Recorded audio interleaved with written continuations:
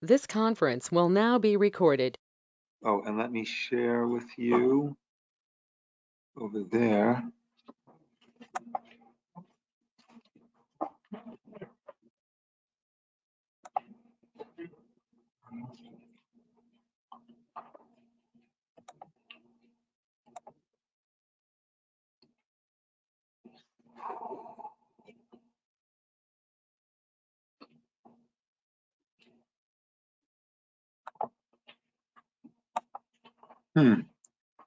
I don't see you, Kathy. Do you guys still see me?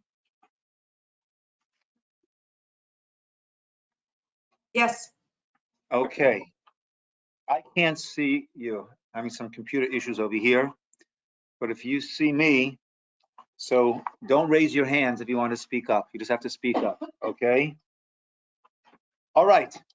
So, good.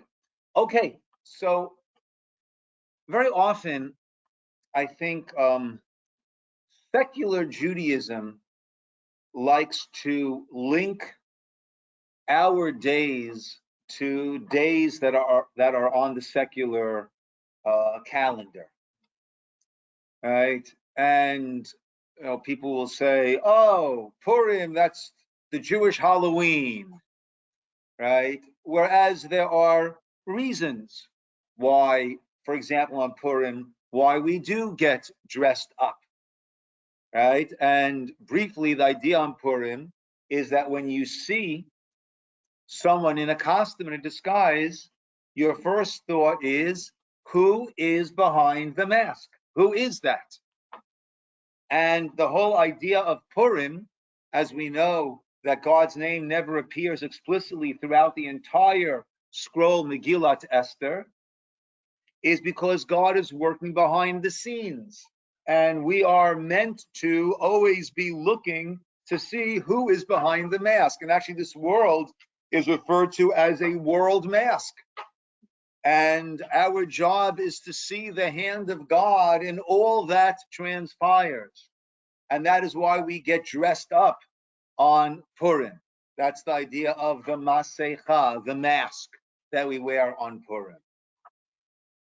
Another on this casualty list of things that get mixed up is Tu B'Av. Oh, that's the Jewish Valentines Day. Okay. Now we'll see in the Mishnah in a moment that Tu B'Av was a time for shidduchim, to make arrangements for young, or not necessarily young, for men and women to find their partners and to get married. But there are many reasons and many events. So we're going to see 6 different events that the Gemara goes through, and the different opinions are not arguing with one another, but they're all adding aspects of this day. So let us begin on the first page. And I'm sorry I'm not able to share the screen with you who are online because I can't see anything. I can't get you guys to show over here. One second. Oh, no. Oh, okay. Now I see you. Let me try to share the screen. Give me 1 second.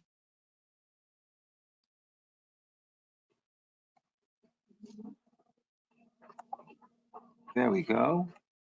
Okay. Good.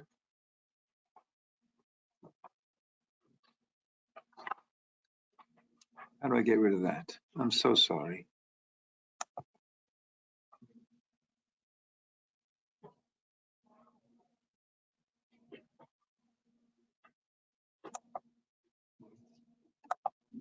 Okay, good. All right. So the Mishnah in Tanit, Masechet Tanit, deals with fast days. And it dealt with, the beginning of the Mishnah dealt with, as we've been dealing with, Shivasa b'Tammuz, the 17th day of Tammuz, and also dealt with Tisha B'Av. But a mere 6 days after Tisha B'Av, we transition. So on page 1, by the red underline over there, This is the Mishnah in Tanit. Amar Rabbi Shimon Gamliel, Lo hayu yomim tovim liYisrael. There were not great days for Israel. There were no great days for Israel as great as Kechamisha Asar Ba'av, as the 15th day of Av. Tet Vav is 15, 9, 6. We don't want to say Yud Hey, that's one of Hashem's names. So we call it Tet Vav. And that, like we have Tu B'Shvat is the 15th of Shvat. Tu B'Av is the 15th day of the month of Av. So one of these great, amazing days was Tu B'Av, and the other one was Ukiyom Kippurim. And in Yom Kippur, let's hear. Shebehen v'not Yerushalayim yotzot. The daughters of Jerusalem would go out b'kli lavan, wearing white garments, she'ulin, and they'd all be wearing borrowed white garments. No matter how affluent, no matter what you might have had in your closet, you had to borrow. Why? So as not to shame, to embarrass someone who does not have the means, who does not have a closet full of nice white garments. Okay. And kol hakelin tun and tvila, all of the garments would need to be immersed in a mikvah, lest that they become impure. That way, everyone, right? You didn't have to start asking private questions to the person from whom you were borrowing it. They all were immersed in a mikvah. Ubenot Yerushalayim yotzot, and the doors of Jerusalem would go out v'cholot b'kramim, and they would dance in the vineyards. Umayu omrot, what would they say? Bechor, young man, son einecha, lift up your eyes, or eimata bora lecha, and see whom you choose. Al titein einecha b'noi, don't look at noi, don't look at the external beauty. Tein einecha b'mishpacha, look at the family, look at the lineage, look at the upbringing. Sheker achein v'hevel hayofi, as we say at the end of our Eshet Chayil Friday nights. Sheker achein, grace is false. Hevel hayofi, beauty is vain. Isha yirat Hashem, a woman who is God fearing. He titalal, that is whom should be praised.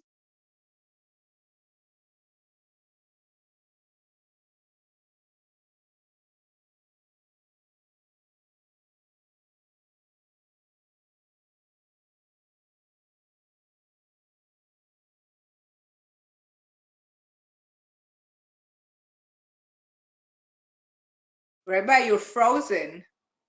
Your screen is frozen.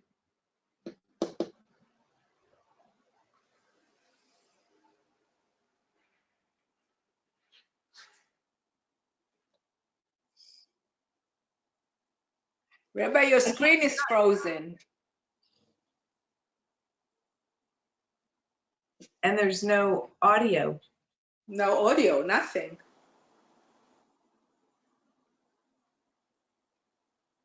They have a Wi-Fi issue in the show. Yeah. I guess that's what we get for not showing up. Yes, exactly. Now it disappeared.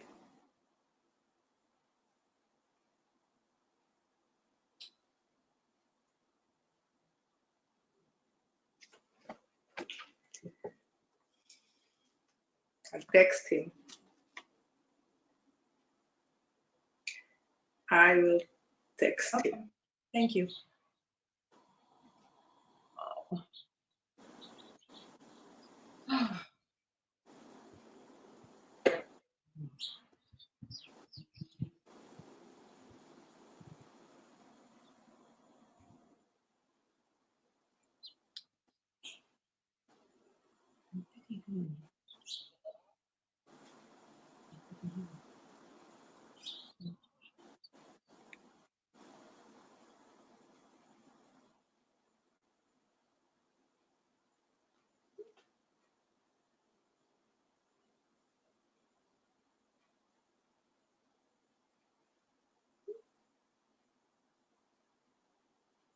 He texted, but I don't know if he's gonna get it. Yeah. I don't know. Oh, That's a bummer. it is a bummer. guess you'll have to come to the show. Got so spoiled with this. Yeah. Ah, that's too bad. Yeah. I mean, Well, I could handle it if we couldn't see him, but I could at least listen. right. This happened before. We didn't see. Right, we couldn't see him, but we could hear.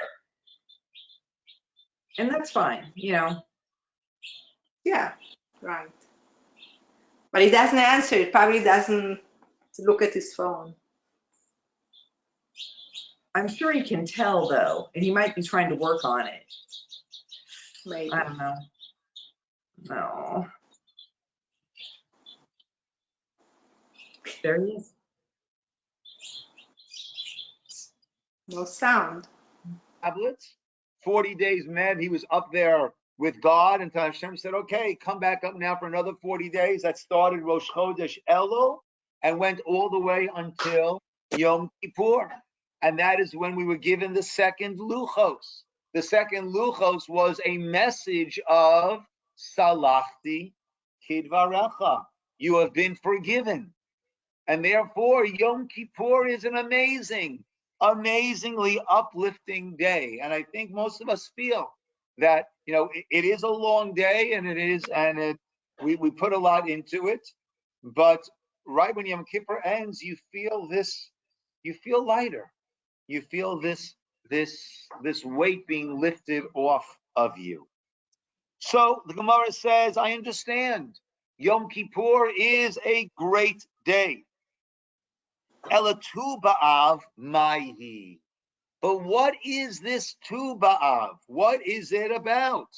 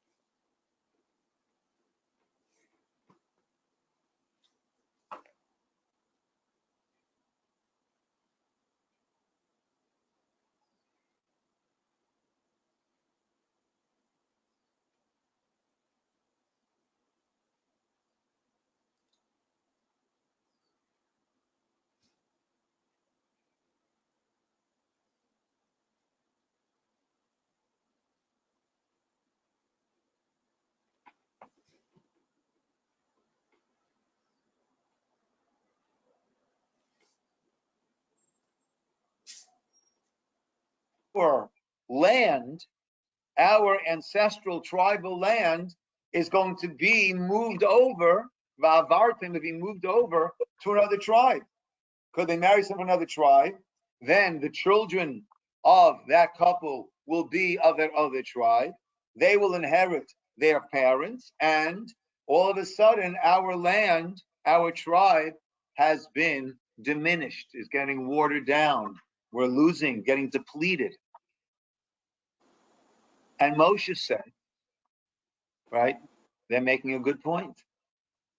And he said, any daughter who inherits has to marry someone from her tribe. It gets very, very confusing, because let's say there was a family, right? Well, there was a son and a daughter, and the daughter went and got married to whoever she got married to, not limited to that tribe.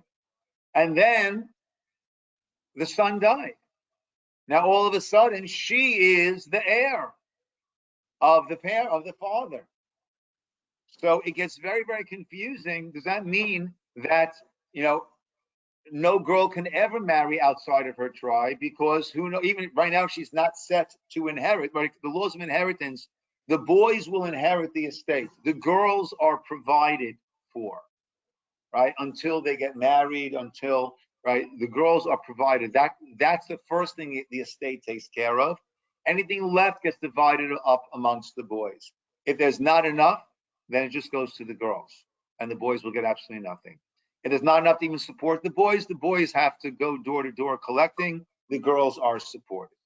But in a situation where there was a son, so then they got married, and now all of a sudden it gets very confusing.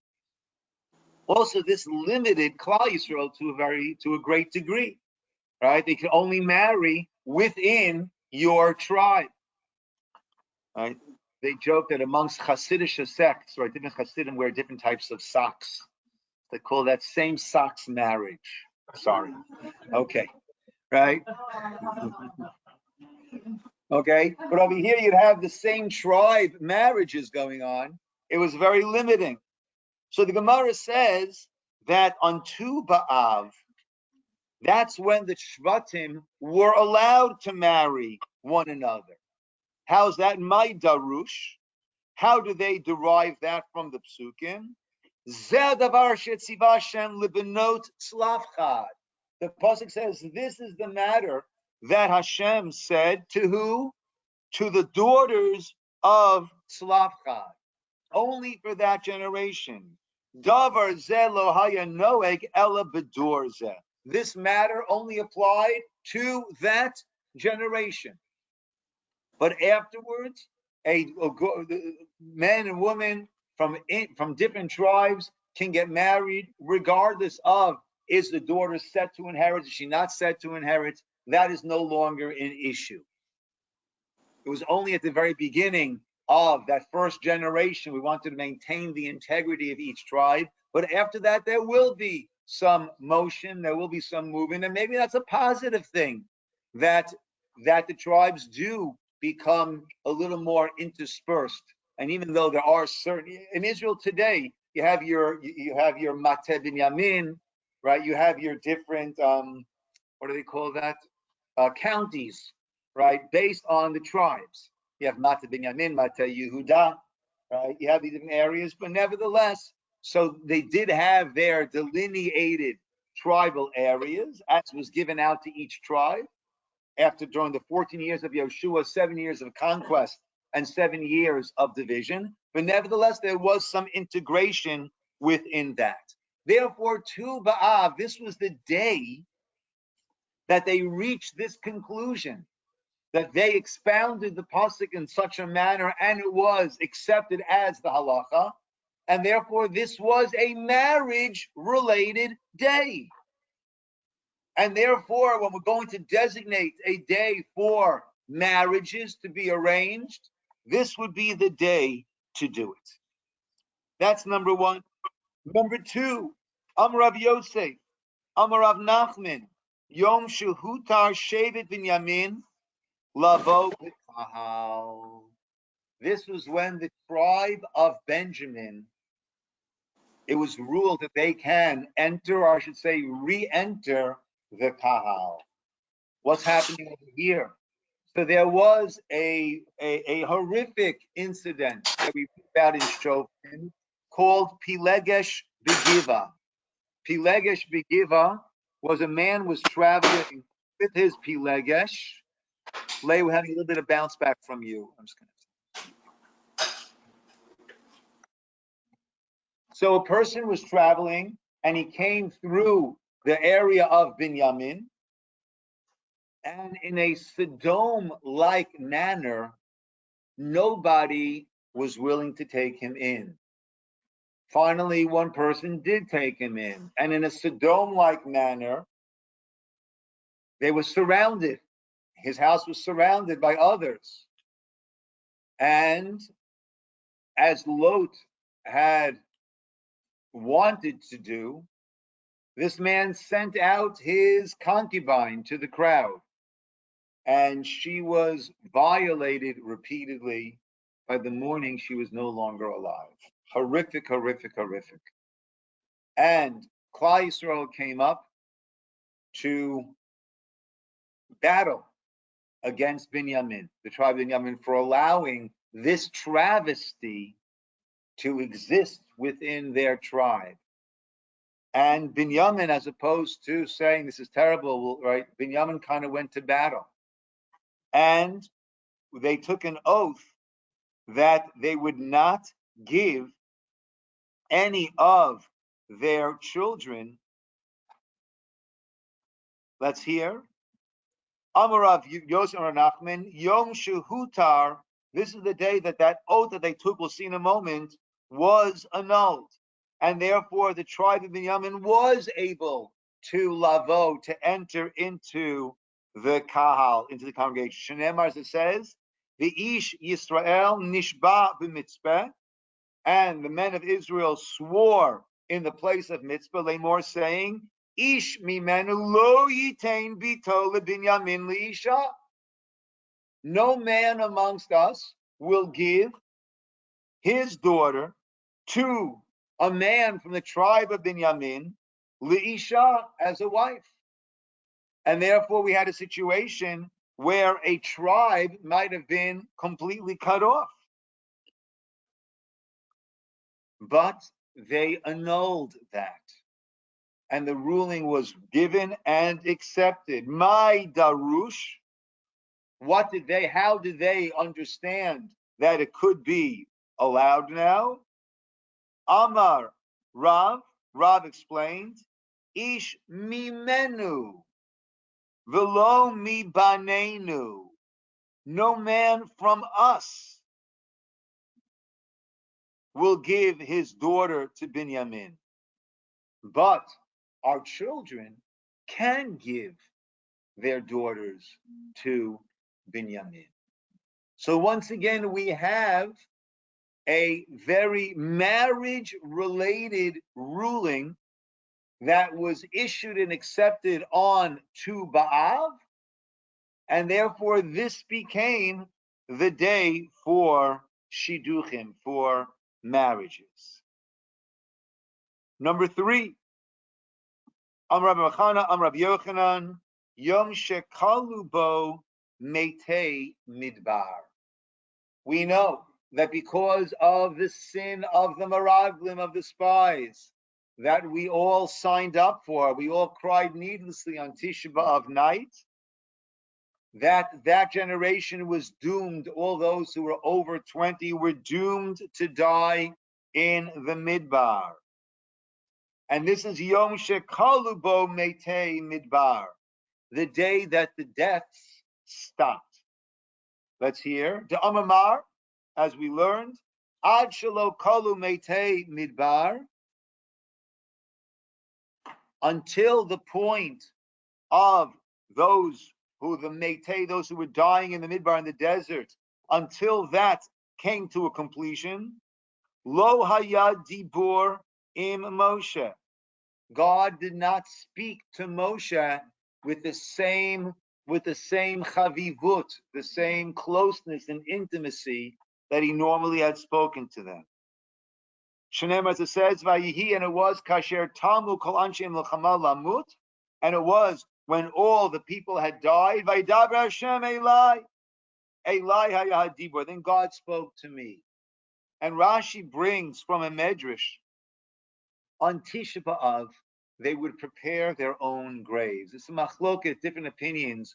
Was it that all the deaths took place on Tisha B'Av, or that most took place? But on Tisha B'Av, they would arrange. If you want to take a look in the Rashi over there, Rashi's on the outside column, right? About halfway down over here, you could see Shekalu Metei Midbar, outside column, bold letter, the last 3 words on the line of Shekalu Metei Midbar. The time we learned Kol Arbim Shana Shahar Midbar, the 40 years in the desert. Kol Erev Tisha Erev Tisha B'Av. Hayu Achruz Yotzei. The announcement went out saying, Tzu'u Lachbor, go dig your graves. And everyone would go out. Yotzei v'chofer lo kever, would go and dig a grave. V'yashan bo, and he'd sleep there that night. Shema Yamut, Kodesh Yachbor, lest he'll die before he had a grave dug for himself. Ulamachar Achruz Yotzei. The next day, the announcement went out. V'korei Yibadlu Chayim and Ametim. Those who are alive, separate yourselves from those who have died. Whoever was still alive would get up and walk out. The came. They do that every year. They did in the 40th year. The next day, everyone stood up. They came in Shiro, Tamu, they wondered, maybe we made a mistake. We erred on the date. And they went back to sleep in that grave every night. So until the night of the 15th. What is unique about the 15th of the Hebrew month? Full moon. At that point, they realized when they saw the moon was full, the Tetvav on the 15th below, no one had died. Yadu, they realized Shecheshbon Chodesh Mechuvan, that their monthly calculation was correct, and the 40-year Gzeira Nishlamu has been completed. Yom Tov. And that was established as a Yom Tov. Some say, the way Rashi's learning is, that was established as a Yom Tov for that. Others say, but the Gemara talked about the Dibur returning to Moshe. And therefore, that is what made this day into a holiday. Not the cessation of the deaths, that's a personal thanks, it's not a national holiday, but rather God's close, intimate conversations with Moshe resuming. Moshe was a representative of us. And if Hashem is having that closeness with Moshe, that's a reflection of the closeness that he feels with us, with the intimacy that he feels with us. And thus, that is the reason why, again, once we had that restored intimacy between us and Hashem, that became the date of the intimacy of arranging marriages between men and women. So yes, though.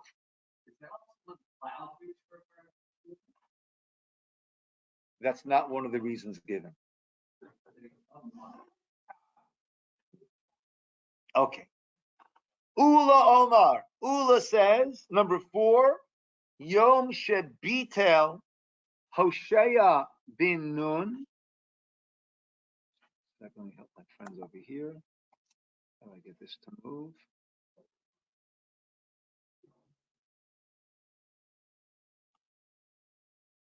There we go. Yom Shebitel Hoshea ben Ela Prustiot Shehoshiv Yeravam ben Nevat al Hadrachim Shlo Yalu Yisroel Laregel. Okay, a very, very sad, tragic episode in our history was our lack of unity. And we had a united kingdom under David HaMelech, under Solomon, Shlomo HaMelech. But when Shlomo's son Rechavam took over, the kingdom split between him and Yeravam ben Nevat, who became the Melech Yisrael, and Rechavam was the king of Judah. So we had our 10 tribes, and they were the northern kingdom, and you had Yehuda and Binyamin remaining as part of the kingdom of Judah. Yeravam got nervous, and he thought to himself, when all Israel goes to Jerusalem for the holidays, what are they going to see? They'll see Rechavam. The only one who's allowed to sit in the courtyard of the temple is a king who is the descendant of David. They're going to see Rechavam sitting. I'll be standing like a commoner. And they're going to say, why are we following this guy? He's the real king. And I will lose my kingdom. And if I try to sit, then I'll be tried by the Sanhedrin for a non-descendant king of Israel, non-David descendant sitting. So what did he do? He put officers, guards, sentries along the roads to make sure that no one could go from the 10 tribes from the northern kingdom to Jerusalem for the holidays. But we need holidays, right? So he set up 2 golden calves, one in Dan and the other one in Beit El. And he set different dates. and said, these are our holidays, and this is where we go to travel. And that had been a scourge on the kingdom of Israel from the days of Yeravam. Along came Hoshea ben Allah. And what did he do? He himself, will soon see the Rashi, was a Rasha. He was not a good guy, but he did a good thing. What did he do? He removed these armies, these soldiers, Shahoshiv Yeravam Nevat, that Yeravam Nevat had established ala drachim on the roads to prevent Shloyal Yisroel Regel, to prevent us from being Ola Regel. He removed them. Why did he, right? Saying Va'amar, we turn the page to the last of the pages, Va'amar, and he said, Le'eza sheyirtzu ya'alu. He said, whichever place you want to go to worship, you can go to. Now, tragically, again, tragedy upon tragedy, by that point we had become, we meaning the 10 tribes, had become so accustomed to not going to Jerusalem and so connected to idolatry that this ended up being for many, this ended up being a condemnation against us. Until that point, we could say we weren't able to go. But at this point, we were able to go, but many, many, many chose not to go at all. Nevertheless, this did open up the possibility of us returning to Jerusalem. What's the marriage connection?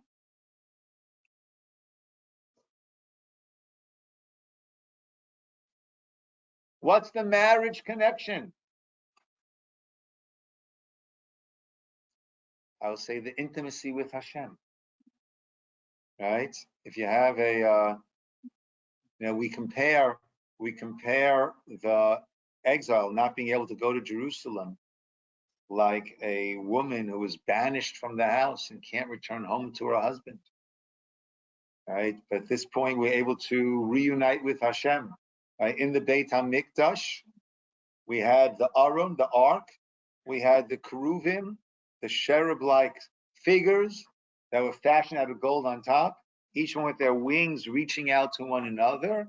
And that represented Hashem and Klal Yisrael, each one reaching out to touch one another. That's what the Beit HaMikdash represented. And we were able now to return to the Beit HaMikdash. And like we saw before in the previous case, that Hashem now spoke more intimately to Moshe, that spoke of the intimate relationship of us and Hashem. So to over here, we were able to rekindle that intimate relationship, and therefore this became designated as the day. Number 5, Rav Masna Amar Yom Shenasnu Haruge Beitar Likvura. The day that those who were slaughtered in Beitar were able to be buried. This is during the time of the Bar Kokhba revolt, and many, Rabbi Akiva on that list, thought Bar Kokhba was the Mashiach, and after the destruction of the temple, the second temple, we're coming back now for the ultimate rebuilding. Mashiach is coming, and he was not the Mashiach, and thousands upon thousands, tens of thousands, maybe hundreds of thousands were slaughtered. Not only that, there was we cannot get there to bury them. It was years and years and years later when we were able to return to the site there, and miraculously the bodies had not decomposed, and we were able to bury them, which is a morbid sort of happiness. But at the same time, we do understand, listen, today in Israel, we have the families who are still, understandably so, and trying to exert as much pressure they can, that the bodies that Hamas is holding should be sent back to Israel so they could have a proper burial. But this told more, because at that point we thought, okay, it's over. It's over. God has rejected us. God is no longer connected to us. And that miracle, a bit of a morbid miracle, but that miracle, that showed us that he is with us no matter what we endure, no matter what we go through. We're in for the long haul, and there are going to be setbacks, tragic, horrific setbacks along the way. But we have this covenant, this Brit Olam that we say in Kiddush every Shabbos, this Brit, this covenant that is eternal. We have that Ve'erastich la'olam, that marriage that is eternal, that we say when we wrap the tefillin around our finger as if it's a betrothal, a marriage taking place when we're putting our tefillin on. And therefore, this showed us that this intimacy remains, even with all of the travails of that exile that were until that point, at that point, and would follow, we could say, looking back now. But that intimacy remains. And therefore, that became the time of intimacy. And I just add also a time of building Jewish homes, right? Because now that we don't have a Beit HaMikdash, the Jewish home becomes our mikdash. That becomes our sanctuary. Our shuls become a mikdash ma'at.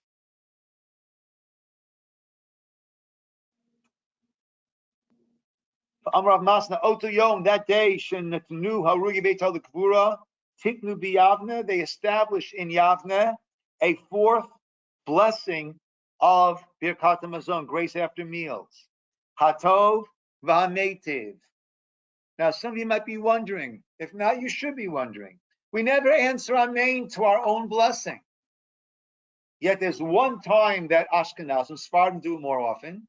There's one time that, according to the Ashkenazic custom, that we answer Amen to our own bracha, and that is in benching.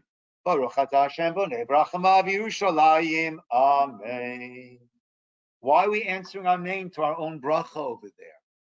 So there, it's the end of a series. The first three brachot were established as a Torah series of blessings after a meal. And in order to separate between those three and the fourth one, which is of rabbinic origin, as we learn right now, it was established in Yavne. So in order to separate between those three and the fourth, we answer Amen to that third blessing to sort of close out that series. And now we have an additional one. Hatov, the one who is good, V'Hanetiv, and who gives out good. Hatov, the good, Shelo Hisrichu, that the bodies did not start to decompose and smell. V'Hanetiv, and who gives out good, Shenitnu Likvura, that we're able to have the burial. Lastly, Rab of Rav Yosef, the Amri Travai, Rab and Rav Yosef, they both say, Yom Shepasku Milichrot Eitzim L'Ma'aracha. This was the day that they stopped cutting wood to be used on the altar. Yom Shepasku, they stopped Milichrot from cutting Eitzim wood L'Ma'aracha, for the wood arrangement that was on the altar upon which the sacrifices, incense, etc. would be burned. Why is that such a happy day? That's a great mitzvah. So when I did a gap year in Israel after high school, then I went for a second year. Then after that, I went to the yeshiva in Baltimore near Yisroel. Rav Ruderman Zatzal was the Rosh Yeshiva at the time. And he gave a shmooze. A shmooze is to open up the Zman, to open up that semester, right? He gave a inspiring talk to all of us who had assembled, many of us, it was our first time there at the yeshiva. And he quoted this Gemara. And he asks, so why was this a cause of celebration? Let's go a little further in Gemara. Let's go to Omer b'chamishasa ba'av eilach, from the 15th of Av and on, tashash kochu shel chama, the sun its strength is weakening. It's no longer as hot. And they would no longer cut wood from the maracha at that point, because it would not fully dry out.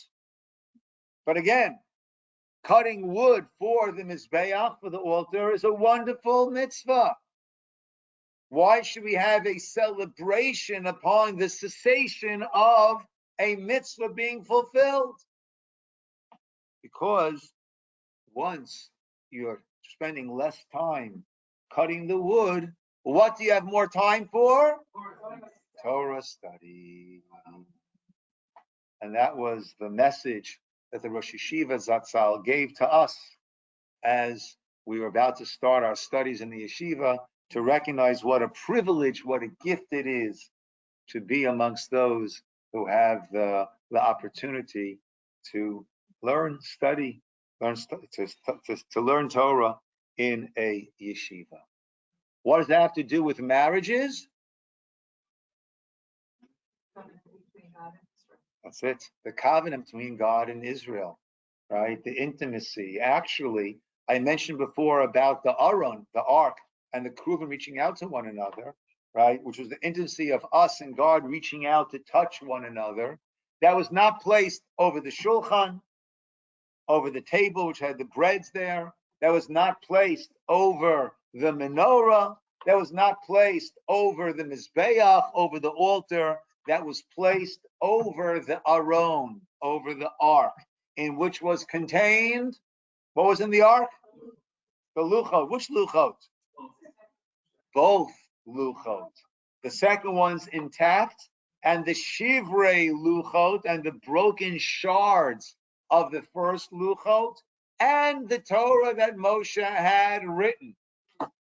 So why were these keruvim positioned over the Aron? To show that intimacy, the connection that we have with Hashem, comes through the Torah, through the Torah study. So therefore, that covenant, that intimacy, that marriage, so that on Tu B'Av, that would take place every year on Tu B'Av, that was the time also for the marital intimacy, closeness, and the building of Jewish homes that would be established on that day. Let me just go a little further into the Gemara over here.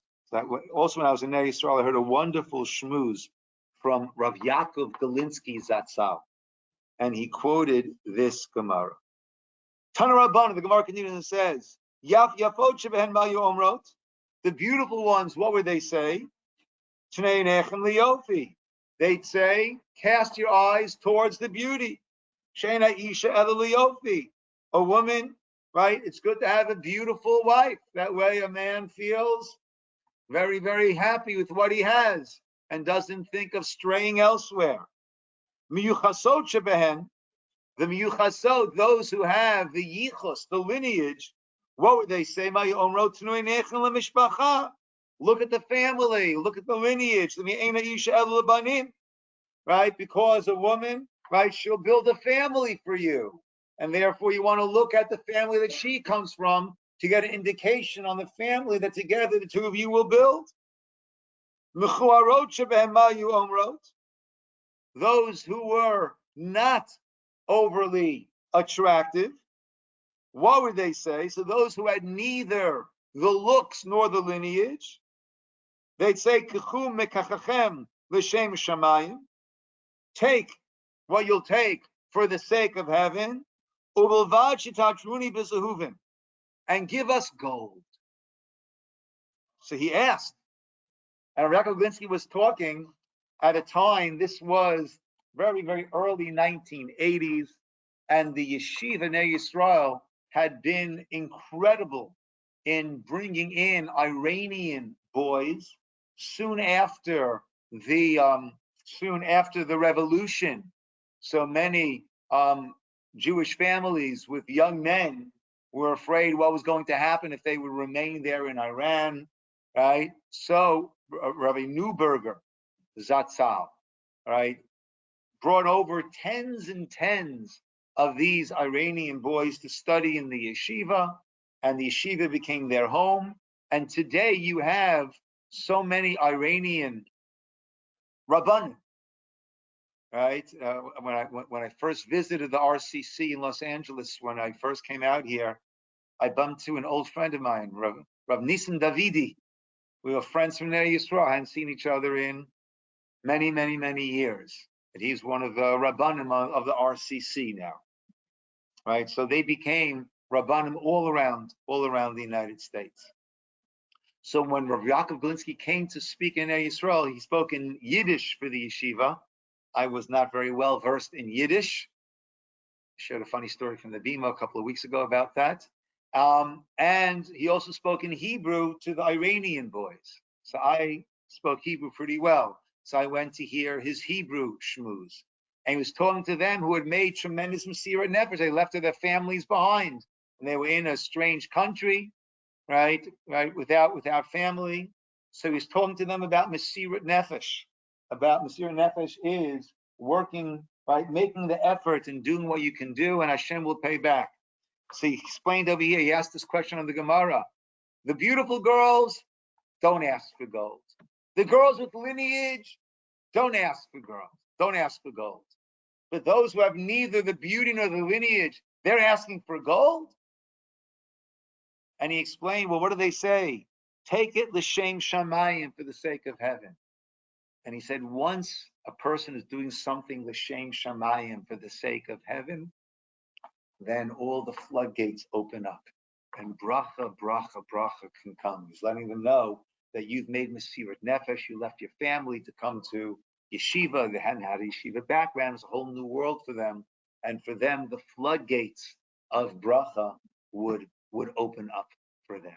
And for us, that whenever we make Mesirat Nefesh, whenever we put extra effort into something, and we're doing it in a selfless way, we're doing it in order to help others, we're doing it for the sake of heaven, not for our own personal gain, but, in order to help someone else, that is when the floodgates of divine help, siyata dishmaya is the Aramaic term, the help from heaven comes pouring down onto a person.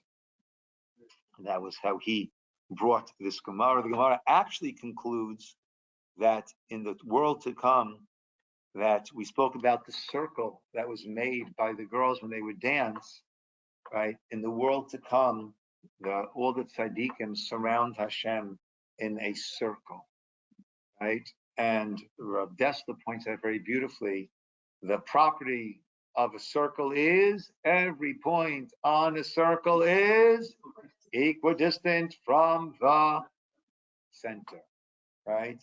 So we have a circle of tzaddikim. We realize I had this approach, they had that approach, right? Different socks, different approaches we might have had, but each one of those gives us equal proximity, right, to Hashem. Not only that, but in a circle, when you dance, what happens?